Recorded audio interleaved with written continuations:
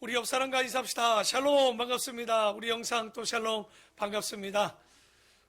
이제 그래도 코로나가 좋든 싫든 위드 코로나라고 여러분 이제 백신을 맞은 사람들이 전부면 숫자에 상관없이 모이게 되고 예배는 또 그게 아니면 적어도 50명 이상 우리 이제 쉽게 해서 그 50% 이상 드릴 수 있다고 합니다. 수요 예배 50명 오셔도 문제 없습니다. 예, 얼마든지 오셔서 우리가 멀고 힘들기도 하지만 우리가 현장에서 또 함께 예배하는 또 그 은혜는 또 다르다라고 저는 또 생각합니다. 그래서 어쩔 수 없이 우리가 영상으로 드리는 분들도 있지만 언제나 우리가 마음 가는 곳에 우리의 생각도 우리의 은혜도 우리의 믿음도 있는 줄 아니 우리 함께 예배하는 우리 모든 성도들에게 동일한 은혜 그럼에도 불구하고 사랑이 넘치는 귀한 예배 시간이 되기를 바랍니다. 오늘은 마가복음 14장 이하 오늘 다 보지는 못하겠죠. 굉장히 긴 절을 가지고 있습니다. 오늘은 반 정도 보려고 하는데요. 가장 소중했던 시간들이라는 제목을 가지고 함께 우리가 마음을 열고 은혜를 누리고자 합니다. 우리에게 가장 소중한 시간은 언제일까요? 되돌아보면 아마도 연애할 때 아니면 결혼하던 그 순간 너무 고개를 그렇게 좌우로 흔들면 안 돼요. 그래도 지금 충분히 행복하다는 걸 압니다. 연애든 결혼이든 또 속으로 그런 거 아니에요? 또 돌릴 수만 있다면 이런 마음은 아닐 거라고 생각하는데 어쨌든 그래도 결혼이든 연애든 혹은 여러 가지 시간들이 있지만 또 그 가운데 우리가 예수님을 만나고 거듭났던 시간들 아마도 우리에게 가장 소중했던 시간들이지 않는가. 또 하지만 누군가는 그러죠. 바로 지금 이 순간이 다시 돌아올 수 없는 가장 소중한 시간. 내가 욕할 수 있는 남편이 있는 것도 행복한 거고 서로 원망할 수 있는 부인이 있는 것도 행복한 거고 힘들지만 정말 그 말 안 듣는 자녀 있는 것도 행복한 거고 어렵지만 목회 가운데 서로 간의 마음을 힘들게 할 때 있지만 그럼에도 불구하고 함께 할 수 있는 성도가 있는 것도 행복한 시간이 아닐까. 그러니까 아마도 우리에게는 아마도 이번 주 마음 열기 이거에도 참 좋지 않을까. 당신에게 있어서 가장 소중했던 시간들은 언제일까요? 굉장히 궁금하네요. 이 질문을 들으면 어떤 답이 나올지 오늘 집에 가시면서 다시 한번 가족들끼리 어쩔 수 없이 부인 얼굴 보면서 지금이 가장 행복해 이러지 마시고 진짜 내가 행복했던 시간이 언젠가 한번 나눠볼 수 있는 우리가 되길 바랍니다. 오늘 마가복음 14장은요 우리가 잘 보면 이제 마가복음이 16장밖에 없기 때문에 예수님이 마지막 종말장 마태복음 같으면 24장이요 마가복음은 13장에 그 종말에 대한 이야기를 마무리하고 이제 예수님이 종려주의를 지나서 이제 뭐 하는 거예요? 성전 정화 사건 이후에 이제 바로 오늘의 말씀을 좀 받게 되는 이제 마지막 한 주간의 이야기들을 우리가 연결해서 좀 볼 필요성은 있는 것 같습니다. 그러니까 예수님께서는 어떤 분입니까? 아마도 인격적인 인연과 혈연적인 관계를 절대 소홀하게 하는 분은 아닐 것입니다. 그렇다고 해서 지나치게 또 그것에 매여 사시는 분도 아니었습니다. 아마도 공생애 우리 어린 친구들 공생애 사생애라는 얘기 잘 들어본 적이 없더라고요. 보니까 예수님이 33까지 살았다고 생각을 하는데 30년까지 이전의 생활을 사생애라고 합니다. 그러니까 사적인 삶을 살았다라고. 그러면 공생애는 뭐냐? 하나님의 일들을 진짜 살아가는 생애를 공생애라고 했죠. 그래서 30년의 사적인 생활과 3년의 공적인 하나님 나라만을 위해서 살았던 3년의 시간이 있었다라고 보면 공생애 이전의 사적인 생활들을 보면 분명히 동생들과 그 부모님께 그리고 그 이웃들에게 충분히 성실하게 살았을 거라고 봅니다. 하지만 공생애 때의 사역을 보면 아마도 형제들도 그리고 마리아도 예수님의 사역에 대해서 온전히 이해하지 못했을 겁니다. 그렇기 때문에 이해도 못했기 때문에 설명도 굳이 못했을 거예요. 제자들도 모르는데 가족들이라고 따라다니지도 않는데 알 수 있었을까요? 그렇기 때문에 예수님의 공적인 생애를 보면 그 사람들에게 그 어떤 환경에 집착하는 삶은 아니었을 거로 보고요. 온전히 공적인 삶에 하나님 앞에 모든 사역을 맞추어서 살고 헌신하지 않았는가? 그렇다고 해서 예수님도 사람인 인격을 가지셨고 참 사람이 되셨고 인성을 가졌기 때문에 여러분 죽기 전 열흘 정도의 삶을 뒤돌아보면 어땠을 것 같습니까? 사람이요 막 살다가도요 자기가 죽기 전에 어떤 시간들을 가지면 누구와 함께 하고 싶을까요? 사랑하는 사람들, 대부분 가족들과 함께 시간들, 짧지만 그 가족들과 함께 보내고 싶을 거예요. 그런데 아마도 예수님도 그렇게 하고 싶었지만 그렇게 하지 못하시고 또 다른 사역들을 하고 있는, 그래서 오늘 제목이 뭡니까? 가장 소중했던 시간. 나에게 그 시간들 가운데 나는 무엇을 할 것인지, 어떻게 살아야 될 건지, 우리가 오늘의 말씀을 보면서 예수님도 어떠한 마음이었을까 한번 말씀을 보려고 합니다. 그래서 오늘 그 마음 가운데 예수님이 전혀 사람들에게 매어 살지는 않았지만, 하지만 그 마지막 그 삶들을 보면서 참 그 마음도 결코 쉽지 않았겠다. 여러분, 자신이 죽는 걸 알매도 불구하고 적어도 사람들이 그 아픔을 같이 공감해주고 기도해주기를 바랬지만, 감람산에서 기도할 때 그 제자 셋이 기도하던 거예요. 다 졸고 있는 모습을 보면서 이 시간만큼이라도 나를 위해서 기도해 줄 수 없느냐. 하지만 또 와서 보지만 또 졸고 있는, 그래 육신이, 그러니까 마음은 온이로되 육신이 연약한 그들을 보면서 어떡하겠습니까? 그러니까 예수님도요, 그 시간대만큼은 당신도 위로받고 싶고 공감받고 싶고 사람이었기 때문에 분명히 그 사랑한다는 고백도 받고 싶어 했었던 시간들이지 않는가. 그래서 사복음을 전체적으로 묵묵히 살펴보면서 예수님이 어떻게 가시는지 보면, 첫째는 여러분 종료주일이 어떻게 합니까? 예루살렘 입성을 통해서 스가랴 9장 9절 말씀처럼 겸손의 왕으로 뭘 타고? 새끼 나귀를 타고 입성하시는 그 주일이었을 거예요. 그리고 그 다음날 보면 그 성전에 가서 그 성전 정화 사건을 하죠. 그 성전 사건을 얘기하면서 뭐라고 합니까? 이 성전은 만민이 기도하는 집이라고 했지만 종교 지도자들이 거기를 강도의 굴로 만들었구나 하면서 얼마나 속상했는지. 그런데 왜 속상했겠습니까? 이제 다시 그들에게 이야기해 줄 수 없단 말이에요. 예수님에게는 지금 이 시간이 누구보다도 그 열흘 동안의 시간들을 뒤돌아보면 정말 마지막처럼 피를 토하고 그들에게 얘기하는 거예요. 다른 어떤 시간들보다 분까지 화를 내면서, 예수님이 이렇게 화내는 거 보셨습니까? 예수님이 어떻게 이렇게 화를 내셔가 아니라 마지막 그 순간, 여러분 뭡니까? 내가 이 시간 이야기하지 않으면 더 이상 이 시간에 전할 수 없다는 걸 생각한다면 누구보다도 마음이 조급할 것이고 누구보다도 마음이 정말 그 시간이 간절하지 않았을까요? 그래서 이 성전 습전의 상황도 여러분 이 성경을 볼 때 그런 시간적인 예수님의 마음을 가지고 그 시간대를 좀 살펴보면요, 굉장히 쓸쓸하기도 하고 마음이 아프기도 하고요, 화도 나기도 하셨을 것 아닌가. 그런데 그리고 나서 그들에게 한 얘기가 뭡니까? 마태복음 24장이나 마가복음 13장에 바로 예루살렘의 멸망과 종말에 대한, 인류 역사의 종국사적 종말에 대한, 예루살렘의 멸망에 대한 곧 그런 것들이 너희에게 다가올 것이라고 다시 한번 각성하라고 그들에게 또 설교를 합니다. 그리고 나서 네 번째로 보면 베다니 시몬 집에, 베다니 누굽니까? 나사로 집만 있던 게 아니죠.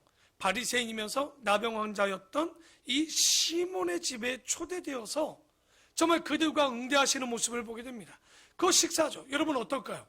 가족들과 마지막에 시간을 보내고 싶었던, 충분히 그 소중한 한 주간의 시간이었음에도 불구하고 가족들과 함께한 것이 아니라 그 베다니 시몬의 마지막까지 그들에게 응답하시고 초대에 응하시는, 아마도 그날을 수요일 정도로 봅니다.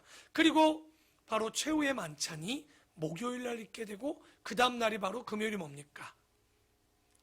바로 예수님께서 십자가에 돌아가시고 그리고 마지막 장사된 이후에 사흘 만에 어떻게 합니까? 안식 후 첫날 부활하시는, 이런 열흘 안에 있었던 그 전까지의 얘기들 보면 열흘 정도의 이 시간들을 보면요, 굉장히 예수님이 그 마음 가운데 어떤 마음을 가지고 시간들이 지나갔을까, 이런 배경을 본다면 조급한 마음, 갈급한 마음, 하나라도 더 주고 싶은 마음, 하나라도 더 깨닫게 하고 싶은 마음, 함께 있고 싶은 마음, 여러 가지 복잡 미묘한 마음들을 예수님도 갖고 있었겠죠. 그러니까 아마도 사람이든지 누구든지요, 이 마지막 때 육체가 가진 시간이 이것이 임박해 있다면 얼마나 가족들과 함께하고 싶지 않았을까. 그럼에도 불구하고 예수님은 마지막 그 시간도 공적인 생애를 묵묵히 걸어가시는 것을 우리가 보게 됩니다. 그래서 1절에 보면 이틀이 지나면 유월절과 무교절이라 대제사장과 서기관들이 예수를 흉계로 잡아 죽일 방도를 구하며, 이거 마태복음 24장에도 봤으니까 우리가 26장에 봤던 이야기니까 우리가 쭉 보지만, 여러분 보십시오. 제사장, 서기관, 이 사람들 다 누굽니까? 종교 지도자여 예루살렘 안에서는 최고의 지도층이었을 겁니다. 그런데 이들이 하는 짓들 좀 보라는 거예요. 그러니까 여러분, 이 종교가요, 사랑이 없으면 이렇게 무섭습니다. 왜냐하면 지금 사람을 살리는 것이 아니라 그들이 한다는 얘기가 뭡니까? 예수를 흉계로 죽이고자 했다라는 거예요.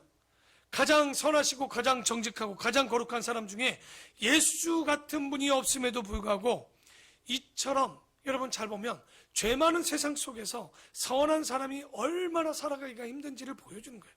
그들은요, 악인들은요, 기어이 잡아 죽이겠다는 거죠. 그렇게 되니 예루살렘의 이런 예루살렘을 보면 하나님께서 이 예루살렘을 어떻게 하고 싶을까요? 우리가 지난주에 얘기했지만 존재의 가치가 없는 거예요. 지난주에 얘기했죠. 여러분, 우리가 살아있는 건 뭐가 있기 때문에 하나님께서 생명을 주신 거예요.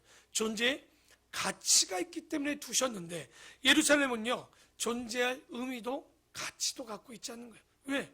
하나님의 아들 하나님인 그 예수를 죽이려고 하는 그들의 심벌을 보면서 예루살렘이 멸망되지 않는 이유가 없는 거예요. 여러분, 종말이 왜 옵니까? 더 이상 복음이 전해지지 않는, 존재의 가치가 없을 때 예수 그리스도께서 다시 재림해서 오시는 거예요. 지금은 복음이 전해지니까 그래서 쉽게 오지 않는 거예요. 그래서 2절에 이르되 밀란이 날까 하노니, 죽이면서도 또 지리 걱정을 해요. 그러면서 명절에는 하지 말자 합니다. 밀란은 백성들의 폭동을 얘기하는 거죠. 6월절에는요, 그 예루살렘의 사람들만 있는 것이 아니라 그 외곽에 있는 사람들이, 적어도 순례자들이 예루살렘에 수백 수천 명들이 모여오는 거예요. 그러니까 유대 지도자들도요, 밀란이 일어나서 그때 로마가 개입하는 거는 싫은 거예요. 그러니까 이 사람들이 그날은 피하고자 했지만 자기들 마음대로 됩니까? 그렇지 않죠. 결국은 6월절 어린 양으로 희생되어 예수님은 십자가에 못 박혀 돌아가시는 거죠.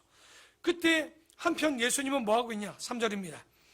예수께서 베다니 나병 환자 시몬의 집에서, 이렇게 좀 끊어지죠. 시몬이 어디에 살았다는 거예요? 베다니에 살았죠. 건강 상태를 보니까 나병 환자죠. 종교는 뭐예요? 바리새파로 유대교 안에서도 굉장히 바리새파 안에 있었던 사람이죠.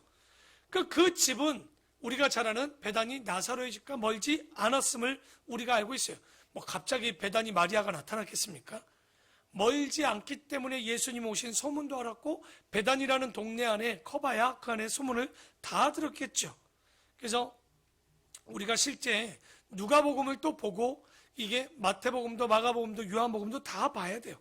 예수님과의 대화를 보면 마리아에 대해서도 속속이 잘 나타내는, 그 충분히 베다니에서 마리아도 알 수 있음을 알게 됩니다. 그래서 여기 보니까 그 시몬의 집에서 식사하실 때 한 여자, 누구였습니까? 말은 안 했지만 요한복음 12장 1, 2절에 보면 베다니 마리아라고 분명히 나옵니다. 한 여자가 매우 값진 향유, 곧 순전한 나드 한 옥합을 가지고 와서 그 옥합을 깨뜨려 예수의 머리에 부읍니다. 예수의 머리에 부었다 했더니 또 이거 틀렸다고. 왜? 어디는 예수님의 발에 부었거든요. 그럼 뭐예요? 뭐가 맞는 거예요? 둘 다 맞죠. 머리에 조금 묻고 그 나머지를 발에다 부은 거예요. 그러니까 본대로 쓰는 거잖아요. 우리가 다 보잖아요. 그러니까 본만큼 그들이 기억하는 만큼 지금 다 머리에 조금 부고, 아마도 발을 문질러 그 머리카락으로 다 부어서 아마 발을 다 씻겼던 것으로 보여지는데, 어떤 사람들이 화를 내요. 서로 말하되, 야, 어찌하여 이 향유를 허비하느냐.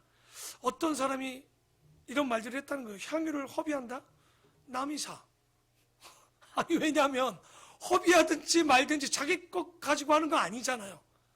마리아가 자기 것 가지고 붙는데도 뭐라고 하냐면 그런 거 허비했다고 하는 사람들이 있어요. 교회 안에 꼭 그런 거 있습니다, 여러분.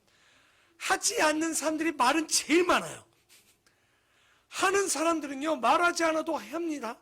근데 안 하는 사람들은요, 꼭 얘기합니다. 교회가 왜 이런 것도 하냐고. 잘 가서 누가 말했나 근원을 찾아보면 그 사람은 하지 않는 분이에요.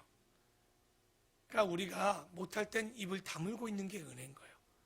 그렇죠? 이게 근데 쉽지 않아요. 왜 말하는 줄 압니까? 나는 못하는데 당신이 하니까 내가 못한 사람이 되잖아요.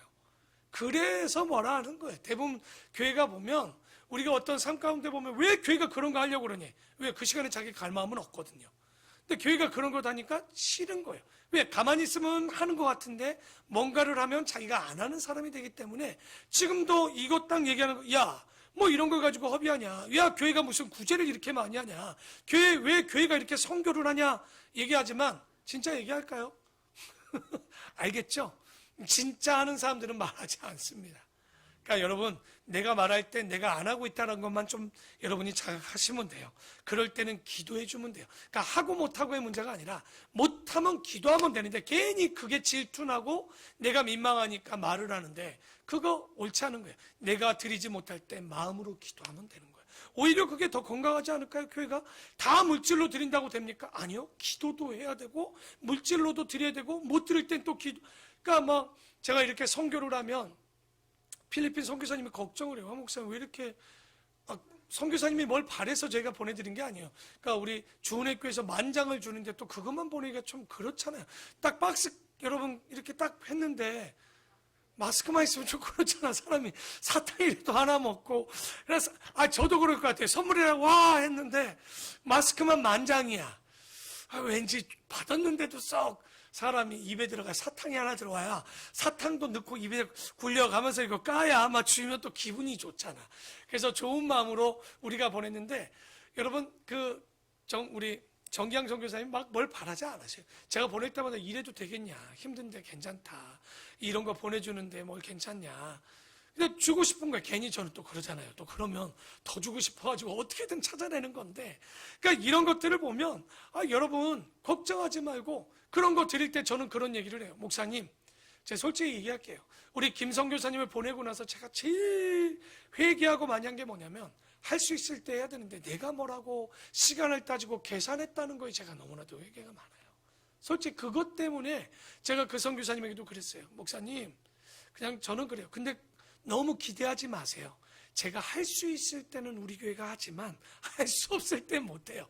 그러니까 지금 한다고 해서 다음에도 막 이렇게 할 수 있는 게 아니라 그냥 우리 교회 주시는 마음, 우리의 마음이 이게 다음에 아꼈다가 그러니까 세상 말 있잖아요. 아껴서 못 한다고요? 아유, 이 그러서 저만 그 말은 저는 못하겠고요. 근데 그런 경우들을 많이 볼 거예요. 막 좋은 거인데 아마 우리 교회가 이렇게 잘 나누는 이유는 딱 하나입니다. 그거 갖고 있다가 썩어버리니 가장 맛있을 때 나눠 먹고 쓸모 있을 때 다 백날 여러분 비누 100개 갖고 있으면 뭐 할 거예요? 내가 비누 가지고 100개 가지고 쌓아두고 살 겁니까? 뭐 샴푸 뭐 나 100개 가지고 있다 기뻐하면 뭐예요? 유통기한 지나면 다 못 쓰는 거. 그래서 빨리 있을 때 나눠 가지면요, 주변이 변하더라고요. 주변 교회들도 보십시오. 우리 주은혜 교회가 받아가면서 맨날 고민이었대. 자기만 우리 교회 너무 받아가서 고민이라고 했는데 이렇게 또 막 10,000장을 주니까 또 우리 교회가 목에다가 힘은 아니지만 여러분 10,000장이 실어보니까 어마어마한 양이더라고요. 저 한 박스에 다 들어가더라고요. 그게 어마어마한 양인 거예요. 그쪽에서 보면. 그러니까 우리가 항상 이런 마음으로 못한다라고 하지 말고 못하면 기도하면 돼요. 낼 수 있을 때 물질을 나누면 돼요. 근데 못하니까 기도도 하기 싫고 물질도 드리기 싫으니까 남 원망만 하다 끝나는 거예요. 절대 그런 자리에 쓰지 마십시오. 그러니까 주님의 일은요, 저는 잘못도 할 수 있습니다. 제가 옳다고 하는 얘기 아니에요. 우리가 다 옳다는 거 아니에요. 하지만 주의 나라를 위해서 살다 보면 합력하여 분명히 선을 이룹니다. 실수도 깨닫게 하셔요. 야, 이거 아닌가 보다. 근데 뭐 다 알 때까지 가다 보면 못하다 나이 먹어 이제 졸업합니다.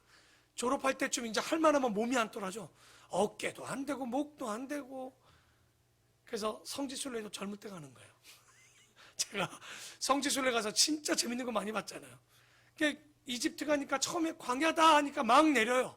계속 가다 보니까 다 똑같으니까 내리세요. 그러면 나 그냥 찍은 걸로 할게. 못 내려가겠어. 뭐 다 똑같더만 그냥 흑이니까 그냥 올라간 걸로 하자고. 그래서 선교도 할 수 있을 때 하는 거고요. 우리가 구제도 전도도 할 수 있을 때 하는 것 아닌가. 근데 이렇게 말만 하는 사람들이 있다는 거예요. 왜 허비하냐고. 그래서 5절에 이 향유를 300데나리온 이상 팔아 가난한 자들에게 줄 수 있었겠도다 하며 그 여자를 책망하는도다. 이 사람이 가난한 사람들에게 절대 줄 사람은 아닙니다. 그러니까 여기서 분내고 있지만 노골적으로 이렇게 얘기하고 있는데 누굽니까 이 사람? 그러니까 요한복음 12장 6절에 여기는 안 나오니까 없는 줄 알지만 요한복음 12장 6절에 보면 이렇게 말하면 가난한 자들의 생각함이 아니요 그는 도둑이라 돈깨를 맞고 거기 넣는 것을 훔쳐가미러라. 누가 이걸 본 거예요? 요한이. 요한은 세밀한 사람입니다. 얼마나 눈치 빠른지 이미 손대는 걸 알고 있었던 거예요. 그러니까 이런 말들을 하니까 그래도 빼내려고 했는데 뭐예요? 여러분 300데나리온만큼의 이것들이 나오면 300데나리온을 다 사용하는 것이 아니라 구제 한 200데나리온이나 250데나리온 쓰고 50은 누구 거예요? 가룟유다가 먹으려고 했던 거예요. 그러니까 이렇게 했니 다 부어버리니 얼마나 화가 났겠어요 지금. 저거 나한테 맡겼으면 내가 50데나리온 적어도 500만 원은 내 건데 이렇게 생각하고 있었던 거죠. 그래서 6절에 예수께서 이르시되 가만두라. 너희가 어찌하여 그를 괴롭게 하느냐. 그가 내게 좋은 일을 하였느니라. 그러니까 여기 굉장히 짧게 이야기했지만 마태마가 누가 요한복음을 보면요 종합적으로 볼 필요성이 있습니다.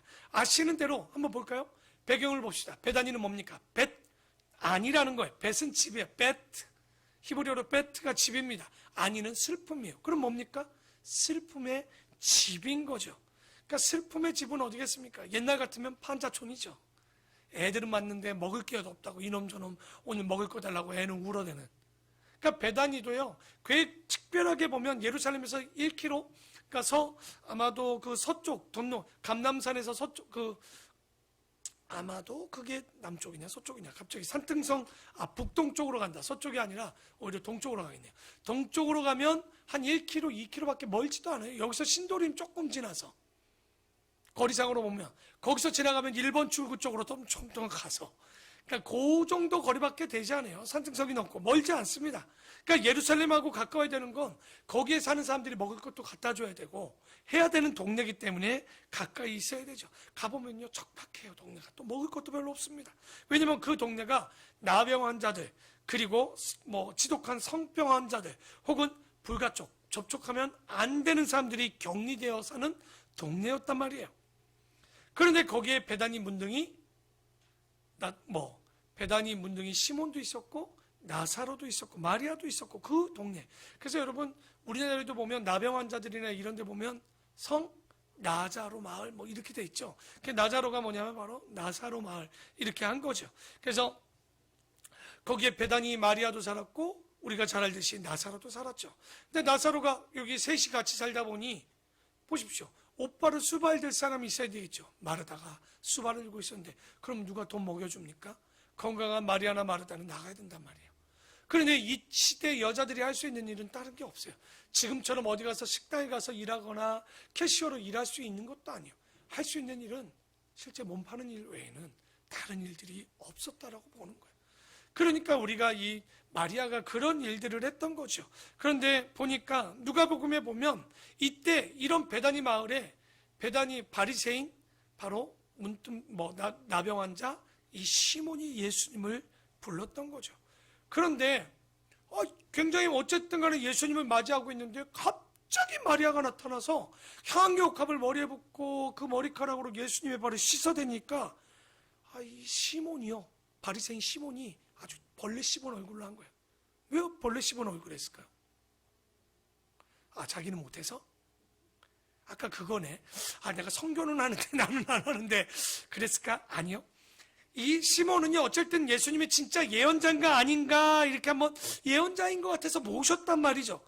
그런데 예언자고 선지자라면 어떻게 죄 많은 저 여자, 우리가 안다면 창녀인 몸 파는 저 여자가 자기의 머리카락으로 향유옥합으로 그 머리와 그리고 발을 씻기는 것을 그냥 둘 수 있냐는 얘기예요. 잘못 불렀다 생각한 거죠. 이거 예언자 아니구만 이렇게 생각한 거예요. 그러니까 우리가 그런 일들이 지금 일어나니 이 시몬은 얼굴에 똥 씹은 얼굴이 되었던 거죠. 좀 더 생각해보면 가룟유다가 마리아가 사용한 일단은 봅시다. 향유옥합의 그 가격이 얼마 정도 된 거예요? 300데나리온이면 우리가 52주를 빼면 주 6일째로 나가서 일한 거예요. 그러니까 10만 원씩만 해도 얼마입니까? 3천만 원인 거예요. 이게 3천만 원. 그러니까 이것도 나드향이라고 그랬죠. 이 향유가요. 나드향이 이게 그 땅에서 나는 향유가 아닙니다. 히말리아 산록이나 혹은 인도까지 그 걸쳐서 나는 향유인데 제일 고급스러운 건 인도 거래입니다. 인도 건데 값이 굉장히 비싼 거예요. 그래서 3절에 보니까 매우 값진 향유였다라고 나옵니다. 줄 한번 치시고요. 워낙 비싸니까 향유 뭐라고 하죠? 어디다 넣었다고 그러죠 우리가? 여러분 2000년 전인데도 옥으로 만든 그릇에다 넣는 거예요. 유리나. 그때는 지금처럼 유리나 옥이 싸지 않습니다. 굉장히 비싼 거죠. 그러니까 이런 것들을 뭐 하려고 하냐면, 여자들이 원래는 이것들을 다 모아서 결혼식 때 신랑의 머리에 조금 뿌려주는 거예요. 그것을 가지고 손님이 올 때 또 사용합니다. 그리고 남편이 죽으면 그 장례를 치를 때 그걸로 남편의 몸을 씻어 어떻게 보면 부패를 방지하고 냄새를 방지하게 하는 거죠. 그러니까 우리가 이런 내용을 보면 베다니 마리아를 보면서 얼마나 마음이 쓰러질까요? 그 이 어린 마음에 자기도 몸을 파는 여자지만 적어도 시집을 가서 남편과 결혼하려고 하는 마음을 어렸을 때부터 갖고 자기가 벌어오는 동에 얼마를 또 모아서 이렇게 향유옥합을 해놨던 거죠. 그러니까 생계를 위해서 나갈 수밖에 없지만 그도 여자에게 결혼하고 싶었던 거죠. 그런데 그렇게 하고 있었던 이 여인이 그런 집에 누가 매일마다 오셨어요? 예루살렘만 오면 예수님이 유월절이나 절기 때마다 베다니 나사로의 집에 오시는 거예요. 십자가 못 박기 전에도 오지 않았습니까? 그런데 우리 예수님은요, 그런 나사로의 집에 있는 것조차도 부끄러워하지 않았어요. 그런 여인과 함께하는 것도 전혀 부끄러워하지 않았다는 거예요. 그러니까 원래는 보면 사람들이 볼 때 그거 좋아했겠습니까? 여러분, 제가 몸 파는 여자 집에 매일 가서 밥을 먹고 그 가족들과 함께 한다고 생각해 보십시오. 근데 그 오라버니는 나병 환자예요. 여러분, 솔직히 여러분 어떤 눈으로 보실 것 같습니까? 곱지 않은 시선으로 볼 거예요. 지금 이 시몬의 시선이 시몬의 시선이겠습니까? 우리의 시선일 거예요, 아마도. 그건 절대 시몬만의 시선이 아닐 겁니다. 그래서 예수님이 그 집을 출입하면서도 또 놀라운 건 그들 위해서 복도 빌어주지도 않아. 나병 환자 적어도 어디 가서 다 병 낫게 해주면서 나사로의 병은 낫게도 안 해줘. 죽었을 때 또 살려줬는데, 여러분, 한 번 죽어본 사람이 다시 살면 그 다음 죽음이 더 두렵지 않을까 저는 생각을 해요. 죽어봤잖아. 그래서 전승에는 나사로가 그 뒤로 말이 별로 없었다고 합니다. 아마도 왜냐면 또 죽어야 되는 거 아니야. 그러니까 여러분, 다시 살 것 없어요. 살아봐야 다시 또 죽는 걸 하는데 굳이 뭘 또 다시 살려고 하십니까? 그건 예수님 오실 때 그때나 부활의 느낌이나 가야 되지. 그러니까 우리가 보면 예수님이 나병도 낫게 해준 것도 아니고 몸팔로 가는 그 마리아를 어떻게 복을 부어준 것도 아니에요. 그러니까 이게 참 이런 것들 보면 걱정이지 않습니까? 내가 예수 믿어도. 그래서 우리가 가난하면, 예수 믿으면, 잘 보십시오, 우리가 경제적으로 가난하거나 몸도 아픈데 예수님이 날 버렸냐? 그러지 않습니다. 오히려 가난하거나 이 어려움이 있다면 믿음이 있기 참 좋은 겁니다. 왜? 부자는 천국에 가기가 낙타가 바늘귀에 들어가는 만큼 어렵다고 합니다. 아마도 사랑했기 때문에 더 안 줬을 수도 있어요. 사랑했기 때문에 더 풍족하지 않게 할 수도 있어요. 또 속상하죠. 조금은 그래도 물질의 은사가 있고 싶은데, 그건 이제 주님이 여러 번 보시고 그리스에 따라서 주겠지만, 근데 예수님을 잘 보면 가까이 있던 자들에게 그렇게 풍족함을 주지 않아요. 병 낫는 것도, 여러분, 바울도 뭐라고 합니까? 그 간질이나 눈병 있는데도 기도하면 뭐라고 해요? 네 은혜가 좋게 그냥 가지고 살아. 그렇게 자기가 돌 맞으면서도 여러분 복음을 전하러 가는 자인데 어떻게 그럴 수 있습니까? 근데 왜 주님이 그렇게 하셨을까요? 이유가 있겠죠. 우리가 여러분에게 어려움이 올 때 그 어려움은 어려움이 아니라 오히려 우리에게 복이요, 우리의 선택이 더 주님께 가까이 갈 수 있는 은혜를 부어주는 것 아닌가. 그래서 마리아는요, 그런 예수님을 계속 보면서 이제 나이가 들어가니까 자기는 결혼 못할 거라고 생각했을 거예요. 그런데 어차피 이 향유를 준비했는데 어느 날 이제 직장에 나갔다 왔겠죠. 어쨌든 나갔다 왔는데 동네가 시끌벅적하고 보니까 저쪽 시몬의 집에 사람들이 몰려있는 걸 봤네요. 그래서 집에 와서 보니까 누구도 없는 거야. 오라버니도 없고 누이도 안 보이네. 건너편에 사람은 많이 모여있죠. 그 보니까 저기 베다니 바로 바리새인 시몬의 집에 많이 모인 거예요. 그 집에 얼마나 많은지, 제자들도 있죠, 오라버니도 있죠, 사람들도 모여있죠. 그냥 갔더니 이게 무슨 냄새? 오징어 굽는 내가 그렇게 나네. 왜? 오징어 구워 먹은 게 아니라 거기 예수님 말고 남자들이 젊은 남자들 아닙니까? 여러분, 나이가 먹으면 다 말라. 발바닥에 땀도 말라. 근데 젊을 때는 발에 땀이 참 많이 납니다. 모든 게 충분하게 있어요. 그러니까 잘 보니까 여러분, 땀은 나지요. 근데 그거 제대로 안 씻고 있지, 모여 있죠. 남자들만 지금 예수님 말고도만 해도 정말 최하 14명 이상, 15명. 근데 뭐 시몬과 사람들 보면 수많은 사람이 그 방에 들어가 있었겠죠. 그러니까 냄새는 나는데 문제는 뭐예요? 시몬이 손 씻을 물도 발 씻을 물도 주지 않았다는 거예요. 이 바리새인 이 시몬이, 나병 환자 시몬이요, 예수님을 지금 정말 존경해서 부르는 게 아니라 테스트 상으로 오게 한 것 같아요. 그러니 물도 안 주고 아무것도 씻을 물도 안 주니 귀빈을 적어도 모셨으면 향유 한 방울 이렇게 드립니다. 그 쉽게. 왜냐하면 그들은 양고기나 이런 걸 먹으면, 고기 먹으면 냄새가 많이 나요, 몸에서. 여러분, 그들도 우리 마늘 냄새 난다고 하잖아요. 자기들끼리도 그 냄새가 나요. 그러니까 귀빈이 올 때는 향유를 부어서 이런 냄새가 나지 않도록 해주거든요. 근데 이 나병 환자 시몬이 예수님을 사랑해서 그랬을까? 자기 세숫대를 갔다 오면 나병 환자니까 아니어서 안 갖다 줬는지, 같이 쓸 수 없어서 안 갖다 줬는지 모르겠지만 어쨌든 갖다 주지 않은 거죠. 그런데 베다니 마리아는 딱 와서 보니까 이게 뭐야? 집에 가서 잽싸게 뛰어간 거예요. 자기가 시집 가려고 해놨던 향유옥합을 갖고 와서 예수님께 드리면서 그 머리카락과 또 예수님의 머리에 향을 붓고 자기의 머리카락으로 그 예수님의 발을 닦아 놓았던 거죠. 우리는 아름답게 봐요. 근데 지금 같으면 조중동이나 모든 언론들이 난리가 납니다. 황규정 목사가 14살을 넘었으니 성인인 여인이 자기가 시집갈 때 쓰는 이 향유를 가지고 담임 목사님에게 향유를 뿌리고 남편도 아닌데 그 발을 씻겼다. 대서특필해서 이게 될 수 있는 일이냐? 라고 난리도 났을 거예요. 노골적으로, 그거 아시죠? 여자의 머리를 내는 건 그 중동 지방에서는 아주 성적인 거예요. 여자의 머리카락이 성적인 것으로 알아서 지금도 우리가 알지만 머리에 부르카나 이런 것들을 가지고 다 가리고 머리까지도 두건으로 가리지 않아요. 그러니까 이런 것들을 보면 이 여인도 밥 마시고 예수도 별로인 거야.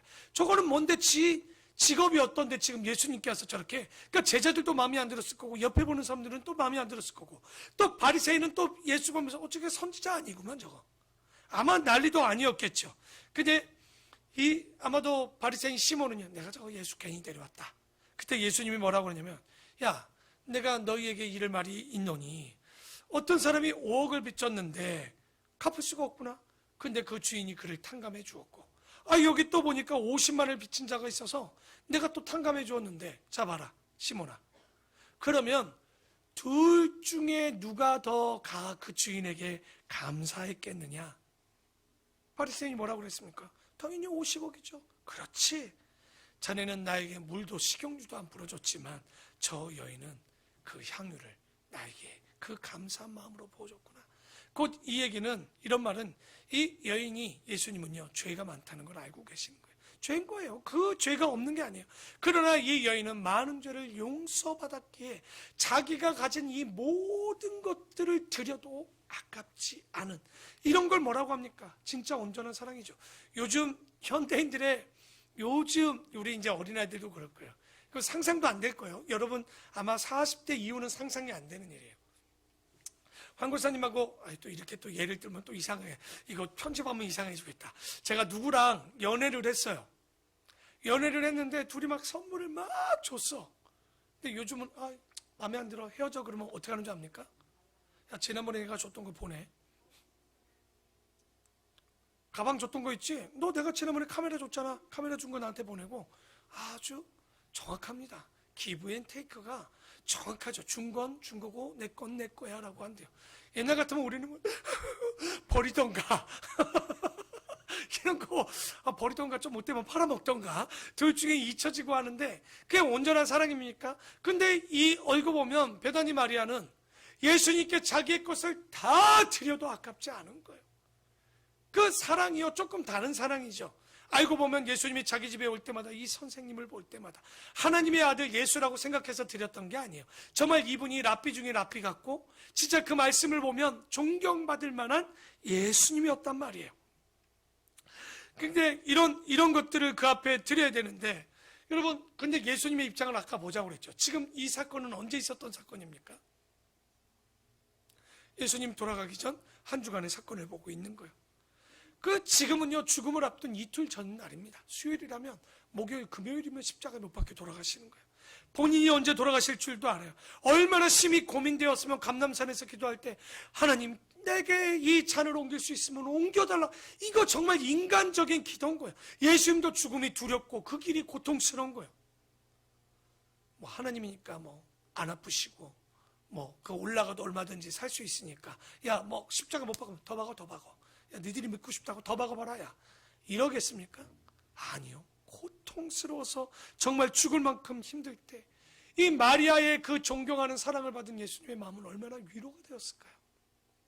지금껏 제자들도 온전히 보지 못했고 누구도 그러지 못했는데 이 온전한 여인의 사랑을 통해서 그 인간적인 남자 여자의 이성의 사랑이 아닙니다. 이거는 그런 사랑들을 볼 때 얼마나 예수님의 마음은 그 위로가 되었을까.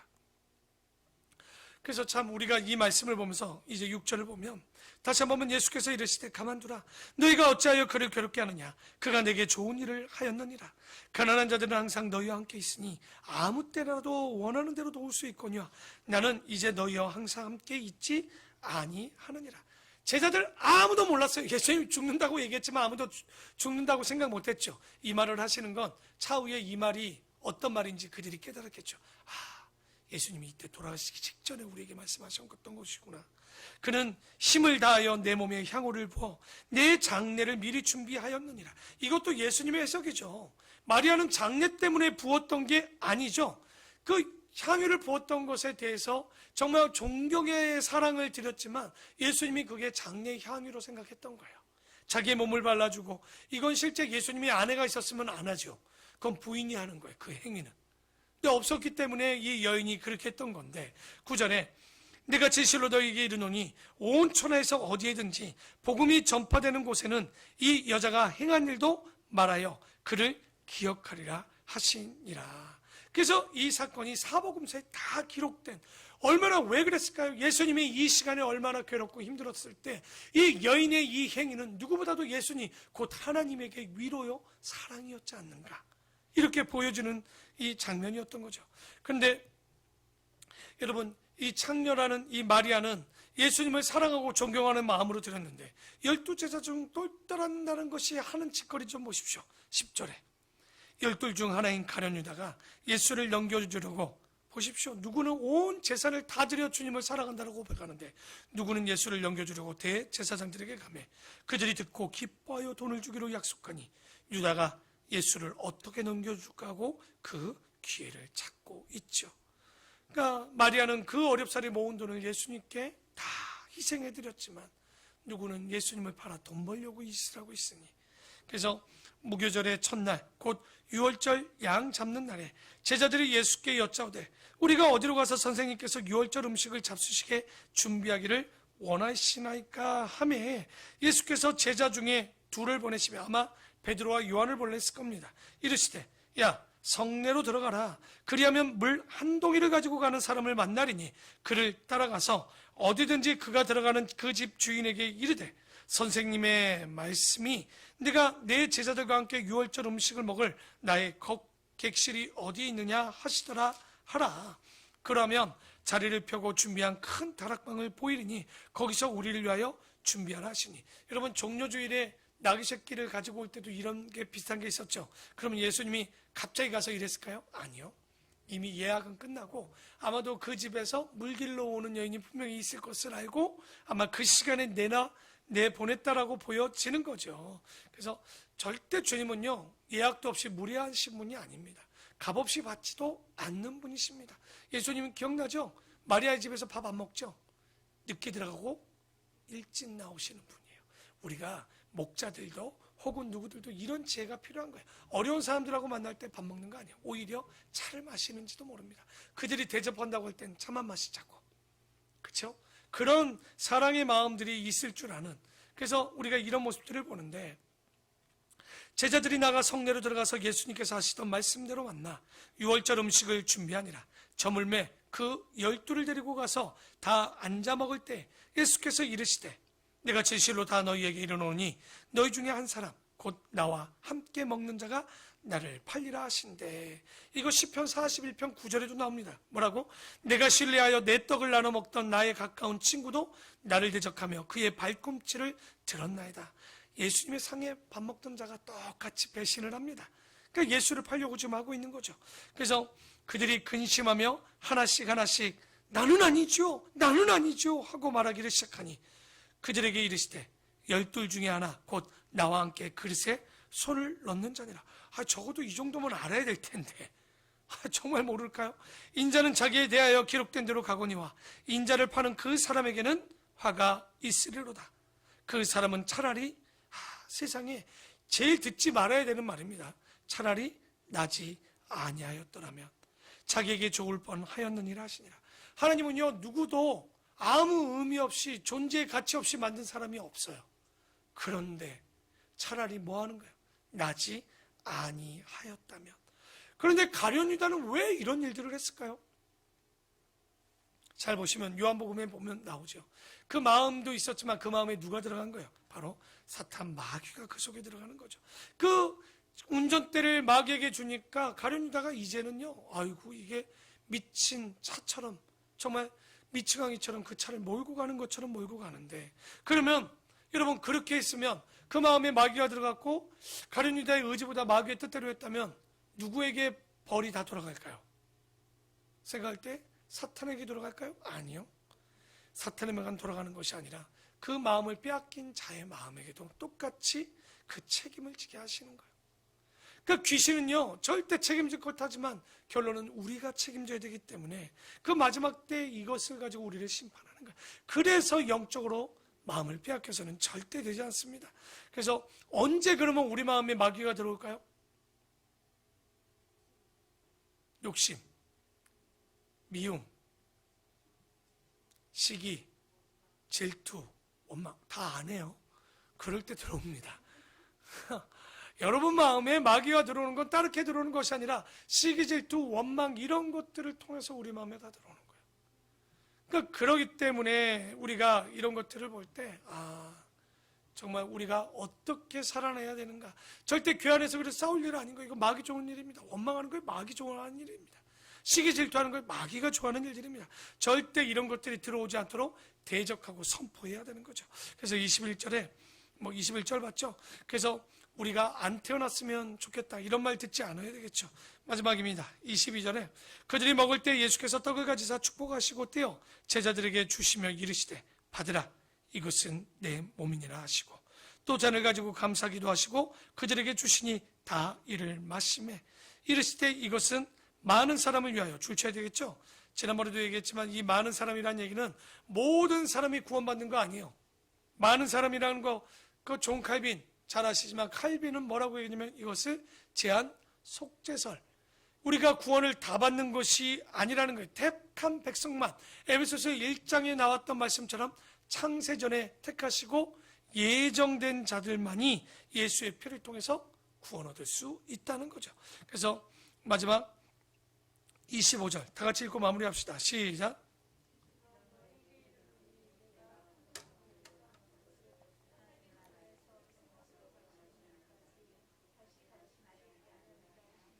네, 이게 무슨 얘기입니까? 마시지 말라는 거예요. 포도주? 그걸 다 떠나서 예수님께서 이 땅에서 더 이상 이제 너희와 함께 같이 식사할 시간이 없다는 거죠. 더 이상 마실 수 없다는 겁니다. 그래서 우리가 다시 재림해서 주님 부르시는 그날에 하나님 나라에 가면 새 것으로 마실 때까지는 절대 너희들과의 이제 마지막 먹을 것은 없다는 거죠. 그래서 맨날 궁금해요. 천국에 가면 식사를 할까요? 안 할까요? 근데 일단은 우리가 생명나무, 우리 에덴 동산에 보면 생명나무도 있고 과일도 있는 곳을 보면 먹는 것 있는 것 아닌가? 먹고 마시고 있고, 근데 가보면 결혼은 또 안 할 거고, 그러니까 천사와 같이 시집장가는 안 갔는데 무슨 재미로 살지, 싸우기도 하고 막 이래야 되는데, 그러니까 우리가 아는 머리로 기쁨을 생각하면 왠지 죽는 게 슬퍼. 지금 너무 좋잖아. 막 같이 하는 게 좋고 밥 먹는 게 좋은데, 근데 그게 나이 먹으면 이제 싫으니까 빨리 가고 싶다고 하겠지만 일단은 좋은데, 그런데 천국에는 우리가 생각지 못하는 다른 재미가 있을 겁니다. 생각지 못하는, 정말 이 땅으로 다시 돌아가고 싶지 않은, 예전에 우리가 하나님 모를 때는 막 세상이 재밌다고 살지만, 여러분 잘 보십시오. 구원을 받고 신앙생활하면 그거 다 얼마나 쓰잘데기 없는 짓이고 할 짓이 아닌 걸 그제서야 알잖아요. 우리끼리 모이면 찻집에서 3-4시간 차 마셔도 재밌어. 근데 그들하고 가면 한마디도 재미가 없어. 근데 그들은 뭐라고 그래요? 야, 너무 재밌지 않냐? 다음에 또 만나자고 합니다. 이게 바로 우리가 생각하는 천국도 그런 거예요. 아무리 여러분, 우리 친구들 게임하고 막 웹툰 보고 카톡 보고 너무 재밌지. 그 천국에 가면 발톱에 때만큼도 재미없는 거예요. 그거 경험치 못한, 천국에 가면 새로운 틱톡이 있을지도 몰라요. 더 재밌는 틱톡과 여러 가지 페이스북이나, 그러니까 여러분 그런 거 가지고 생각하면 너무 재미가 걱정하지 마십시오. 상상하지 못할 세계가 여러분에게 펼쳐질 겁니다. 이걸 조금만 더 보여주면 좋을 텐데, 한 몇 가지만 해줘도 그런 게 있단 말이야. 그래서 보여준 건 다른 거 없잖아요. 옥문이 사람만 해. 그냥 바닥에 금으로 깔렸어. 이 정도 여러 가지 보석이 집이야. 그렇게 집 갖고 싶었는데 천국에 그 많은 집들이 다 여러분의 집이야. 그러니까 너무 집까지 가고 고민하지 맙시다. 그냥 여기서 살만한 집만 있으면 충분하지 않을까. 그래서 우리가 이렇게 소중한 시간, 정말 예수님에게는 너무나도 소중한 시간이에요. 마지막 돌아오지 않는 시간이었을 거예요. 그럼에도 불구하고 베다니, 바로 시몬의 그 초청에 가서 그 집에 간 이유, 아마도 이날이요, 진짜 얘기할까요? 예수님에게 있어서는 가장 소중한 날이었을 수도 있어요. 왜? 다른 누구도 알지 못했지만, 그 죽음을 알지는 못했지만 그 선생님을 존중하는 마음, 아마도 마리아는 뒤에 깜짝 놀랐을 거예요. 왜? 그가 하나님의 아들이고 그분이 하나님이었다는 것을 모르고 그 여인은 예수님의 마지막 가는 그 길을 위로하고 사랑으로, 온전한 사랑을 주시지 않았는가. 그러니까 지금까지 그런 사랑 보지 못했을 거예요. 예수님이 제자들에게도 니들이 나를 사랑하느냐? 부활한 이후에 베드로가 뭐라고 합니까? 말 못하죠. 이런 보십시오. 마리아도 사랑하지만 그 머리 닦고 머리에 향유를 붓고 발을 닦지만 말하지 못했어요. 베드로에게도 물어봤지만 베드로 자신이 사랑하지 못했어요. 뭐라고 얘기합니까? 오주님, 당신이 아시죠? 주님만이 아십니다. 사랑한다는 고백도 받지 못하고 가신 거예요. 맨날 제자들은 뭐라고 했습니까? 우편 좌편이나 싸우고 앉았는데, 그런데 그 소중한 시간, 예수님은 마지막 그 길에 마리아를 통해서 그 절박한 시간에 얼마나 그 압박과 두려움 가운데 있었을 때 일만의 위로가 되었을까요?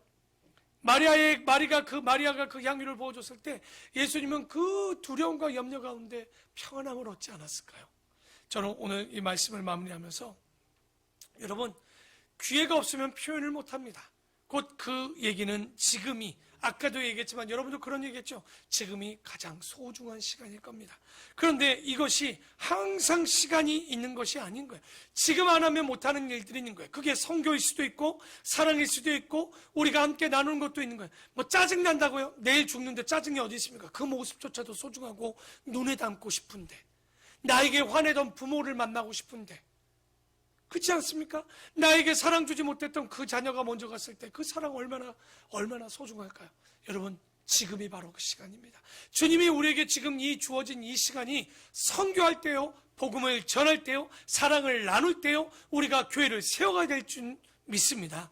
그게 바로 하나님이 마지막 때에 가장 기뻐하는 일인 거예요. 지금도 야 누구야, 네 그렇게 힘든데 두랩돈 같은 그 물질을 들여 하나님 나라를 위해서 일하는구나. 야 누구야, 너 나이가 들어서 이제 시간도 없고 육체도 안 되는데 주님 나라를 위해서 지금 교회 와서 헌신하는 모습 얼마나 아름답고 위로될까요? 그러니까 또 이런 얘기하니까 또 그런 분들이 있어요. 나도 지금 예수님을 만나면 향유 옥합을 깨서 주님께 드릴 수 있는 기회를 드리겠습니다. 교회의 머리는 예수 그리스도요, 그 구원을 입은 자들이 모인 곳이 교회요. 그것이 바로 교회의 몸된 교회가 바로 우리가 교회라고 얘기합니다. 그러니까 머리가 하늘에 계시는, 바로 땅에는 이 교회로 있었다면 아마도 교회 안에서 가장 냄새나는 데가 언제입니까? 청소할 때가 바로 예수님의 발을 씻기는 시간일 겁니다. 아마도 교회에 설거지하는 그 시간이 바로 예수님의 손발을 씻기는 때가 아닐까요? 그러니 교회 안에서 가장 낮은 것, 누가 알아주지 않는 것, 여러분 그것을 하는 것이 바로 예수님의 손발을, 그리고 머리에 향유옥합을 깨뜨려 드리는 것이 아닐까요? 그래서 우리가 지난번에 얘기했죠. 교회는 감사가 먼저 있어야 되고 뭐가 증진돼야 된다고 했어요? 믿음, 소망, 사랑, 봉사, 그리고 거룩함, 그렇죠? 왜냐하면 우리가 그 성결이라는 거, 그리고 성화라는 거, 그리고 마지막 뭡니까? 선교라는 것이 이 7가지가 우리 안에 있어야 돼. 그래야 그게 교회인 거예요. 그러면 여러분도 교회잖아요. 여러분의 감사가 있습니까? 우리가 지난주 감사절에 감사했지만 하나님께 감사할 수밖에 없는 건 너무나도 이유가 많아요. 너무 많아서 말을 못할 정도로 많은데 하루에 감사를 얼마나 하고 계십니까? 옆 사람께 다시 한번 고백합시다. 당신이 있어서 감사합니다. 벌써 한 가지 했잖아요. 그 오늘 나가시면서 하면 적어도 10명이죠. 카톡 보내면 20명이죠. 여러분 교인에게 한 명씩만 해도 100개예요. 이게 얼마나 감사한 일이 많겠습니까? 그래서 우리 본교회가 끝까지 소망을 놓치지 마시고 하나님 앞에 나가서 이 말씀을 전하고 선교하는 일에, 복음을 전하는 일에 언제라고요? 지금이 그때입니다. 다음은 없습니다. 계산하지 마십시오. 못할 땐 기도하시고 할 수 있을 때는 움직이시고 바로 그게 우리에게 주어진 소망이지 않을까. 그게 바로 가장 아름다운 시간, 예수님이 그 죽음을 앞둔 이틀 전에 마리아에게 위로받았던 것처럼 이 마지막 때의 가장 소중한 시간은 아름다운 본교회, 그리고 우리의 모든 성도가 내가 교회가 되어서 하나님 나라를 위해서, 주님을 위해서 향유옥합을 깨뜨려 가장 더럽고 힘들고 어려운 곳에 사용하고 가장 힘든 일에 먼저 앞장서서 일할 때 누가 가장 하나님을 기쁘게 하겠습니까? 바로 그런 우리가 하나님을 기쁘게 하는 교회와 성도가 되어지고 가정이 되어질 줄을 믿습니다. 정말 그곳에 주님이 함께 하실 줄 믿습니다. 기도하겠습니다.